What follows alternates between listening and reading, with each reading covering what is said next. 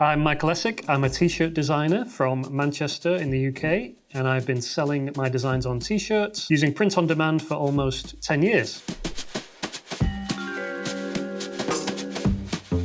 So when you're creating a collection, obviously everything starts with the audience. Who is going to buy this product, who's going to wear it, and where those products fit in their lives. So a lot of designers will start with t-shirts. That's an easy product to understand, but they'll stop there and they won't think about all the other products that can be adapted and that you can adapt your designs for. So whether that's posters, mugs, stickers.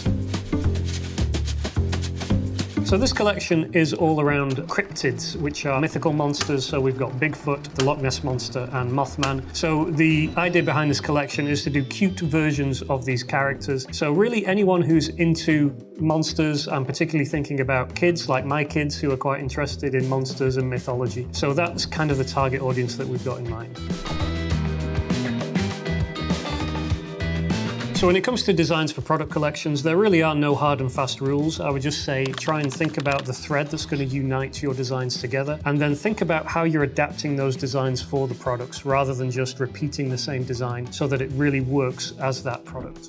So with these designs, we've got 3 characters, and we can do different things with those. We can take elements of them to focus on specific products, or we could throw all the characters together to make one nice design, which we've done with the Support Your Local Cryptid design. But then we've also been able to take elements out. For example, with the Mothman design, we've not printed the whole character on the hat. We've got his eyes, we've got a happy face, so that we've adapted that to that particular product in order to create a cap which works as a cap, not just taking the same design and slapping it on various different products.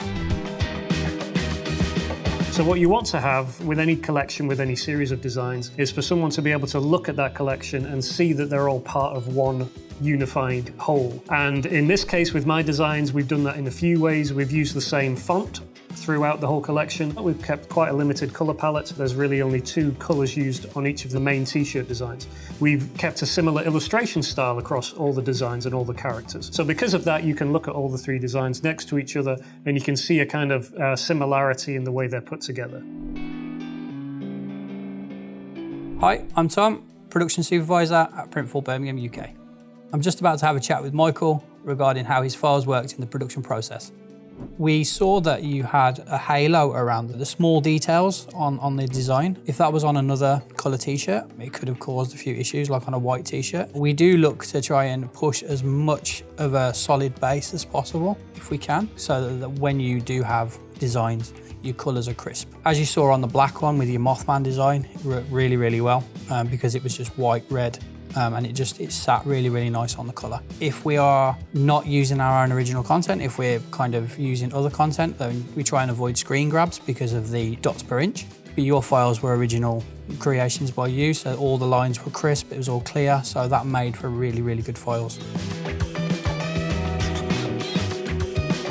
Obviously, the main issue that we had was the main black backing. That can cause a few issues due to kind of aftercare, the level of ink that goes into the paper, the kind of care that the operators need to pay to it being black ink. However, that's part of your design. It's not something that we would discourage because the images do look really, really nice on black ink. I think we just need to take a little bit more care as an operator to just make sure that works well. Yeah, it was really great to see the fulfillment process up close and to see all the effort that goes in, and obviously the quality checking and everything, whether it's the file going in or whether it's the final product coming out. I think the embroidery in particular is a lot more intensive than I thought it was. It's a very different process from printing a design on a t-shirt. Lots of moving parts, very detailed, and takes someone who knows what they're doing to really create a great embroidered product.